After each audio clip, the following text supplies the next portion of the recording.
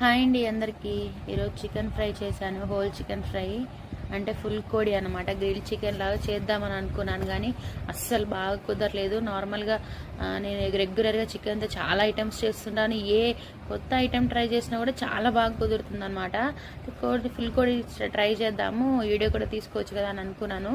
కానీ ఏమైందంటే అది మా హస్బెండ్ నార్మల్గా 1 kg 1.5 kg చికెన్ తేవాల్సింది 2 kgs పైన చికెన్ తీసుకొని వచ్చారు.